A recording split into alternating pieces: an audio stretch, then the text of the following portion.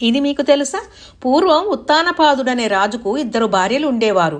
పెద్ద భార్య సునీతి, ఆమె ధర్మాత్మురాలు. ఆమెకు ధ్రువుడనే కుమారుడు కలిగాడు.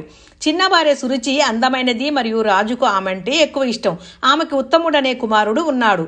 సురుచికి ధ్రువుడంటే చాలా అసూయగా ఉండేది. ఒకరోజు 5 ఏళ్ల ధ్రువుడు తన తండ్రి ఒడిలో కూర్చుంటే అప్పుడు సురుచి కోపంగా, నీకు ఇక్కడ కూర్చునే అర్హత లేదు, ఇది నా కొడుకైన ఉత్తముడి స్థానం, నువ్వు ఇక్కడ కూర్చోకూడదని కఠినంగా మాట్లాడింది. ఆ మాటలకు చిన్నారి ధ్రువుడు ఏడుస్తూ తన తల్లి దగ్గరికి వెళ్లి జరిగిన విషయం చెప్పాడు. తల్లి ధ్రువుడిని ఓదారుస్తూ, నాయనా, నీకు నిజంగా ఉన్నతమైన స్థానం కావాలంటే ఆ మహావిష్ణువుని ప్రార్థించు, ఆయన అనుగ్రహం లభిస్తుందని చెప్పింది. అప్పుడు ధ్రువుడు అడవికి వెళ్లి కఠోరంగా శ్రీ మహావిష్ణువుని ధ్యానించాడు.